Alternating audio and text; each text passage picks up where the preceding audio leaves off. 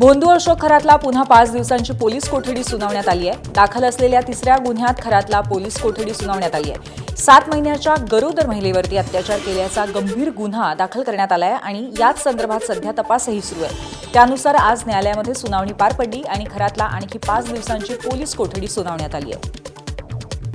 जो अक्यूज है उसको पूरा पहला जो ऑफेंस है जिसमें उसको ट्रांसफ़र करके लिया था, तो पहले ऑफेंस में पूरा 15 डेज का उसको पुलिस कस्टडी मिला है। आज उसका पुलिस कस्टडी ख़त्म होने के बाद उसका मैजिस्ट्रेट कस्टडी रिमांड हुआ है और जो सेकंड ऑफेंस है, दूसरा जो ऑफेंस है CR, तो उसमें उसको ट्रांसफ़र करके लिया है इन्वेस्टिगेटिंग ऑफिसर ने, तो उसको कल पुलिस कस्टडी के लिए प्रोड्यूस किया जाएगा। अब ये सेंसिटिव मैटर है और रिलेटेड टू वुमेन है, वुमेन अट्रॉसिटी है, तो उसके बारे में हम लोग ज़्यादा कुछ बता नहीं सकते बिकॉज इन्वेस्टिगेशन शुरू है।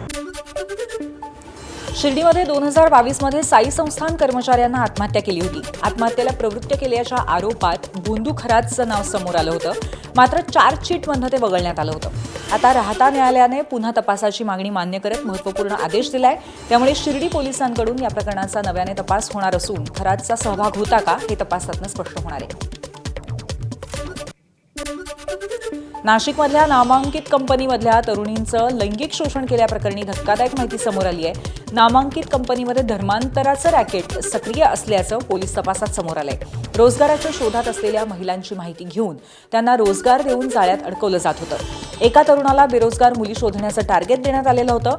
मुली न मिळाल्यानं तरुणानं काम करायला नकार दिला, परंतु त्यानंतर त्या तरुणाला धर्म बदलायला सांगितलं गेलं, अशी माहिती समोर आली आहे। या प्रकरणामध्ये 8 महिलांनी तक्रार केली आहे तर 6 जणांना अटक करण्यात आली आहे। नाशिक पोलिसांकडून 5 आरोपींची कसून चौकशी सुरू आहे। हे सर्व संशयित आरोपी नाशिकमधील असल्याचं, त्यांच्या इतर कोणत्या संघटनांशी त्यांचा संबंध आहे का याचा तपास सुरू आहे। त्यामुळे या तपासामध्ये आणखीन काय माहिती समोर येते हे पाहणं महत्त्वाचं असेल।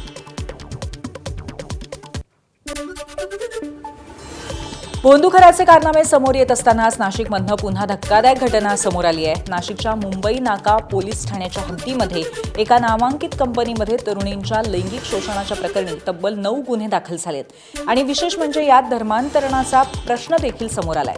विशेष म्हणजे या तक्रारीत एका पुरुष फिर्यादीचा सुद्धा समावेश आहे।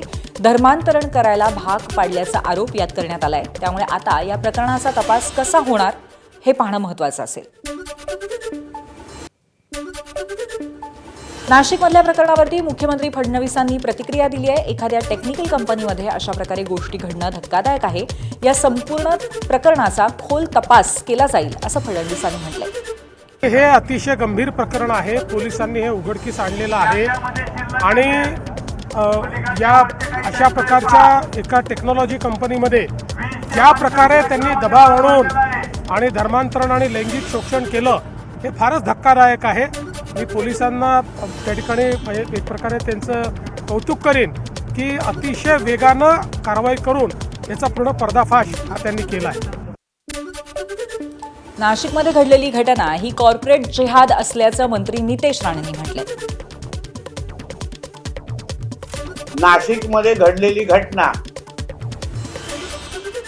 ज्याला कॉर्पोरेट जिहाद म्हणून म्हटलं गेलेलं आहे, त्यासाठी पहिलं तर नाशिक पोलिसांचं, एसपींचं आणि त्याच्याही पेक्षा राज्याचे मुख्यमंत्री आदरणीय देवेंद्र फडणवीस साहेबांचं मी मनापासून आभार मानेन। आमच्या बहिणींना जो न्याय मिळवून दिला, हे जे काही लँड जिहाद, लव्ह जिहाद आणि आता कॉर्पोरेट जिहाद हे जे काही करतात त्या बाबतीमध्ये समाजाने खरंच विचार करायला पाहिजे।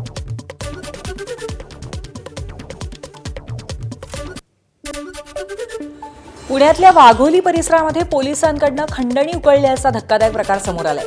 IT अभियंता तरुणीला सेक्स रॅकेटमध्ये अडकवण्याची धमकी देत 10,000 रुपये उकळत होता असं समोर आलंय। या प्रकरणी 3 पोलीस कर्मचाऱ्यांचं निलंबन करण्यात आलंय। यामध्ये किरण अब्दागिरी, गणेश खाडे आणि किरण कांबळे यांचा समावेश आहे।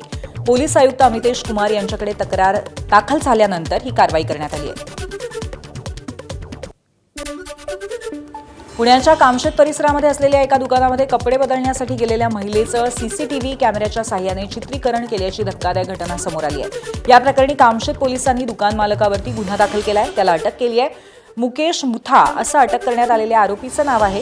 दुकान मालक मुकेश मुथा याने दुकानाच्या स्टोर रूममध्ये सीसीटीव्ही कॅमेरा आहे हे माहिती असतानाही पीडितेला तिथे कपडे बदलण्यासाठी पाठवलं होतं। पीडित महिला कपडे बदलत असताना तिचं जाणीवपूर्ण चित्रीकरण करून त्याने पीडितेस दमदाटी केल्याचं समोर आलंय। पीडित महिलेने कामशेत पोलीस ठाण्यामध्ये फिर्याद दिल्यानंतर आरोपीला अटक केली गेली। छत्रपती संभाजीनगरच्या भावसिंगपुरा भागातील श्रावस्ती कॉलनी परिसरामध्ये एक काळीज पिळवटून टाकणारी घटना समोर आली आहे। जेवणामध्ये केस सापडल्याच्या क्षुल्लक कारणावरून पतीने पत्नीला अमानुष मारहाण केली। यानंतर सासरच्या सततच्या छळाला कंटाळून 25 वर्षाच्या विवाहितेने गळफास घेऊन आत्महत्या केली। या प्रकरणी छावणी पोलिसांनी मृत महिलेचा पतीसह सासरच्या 7 जणांना अटक केली आहे।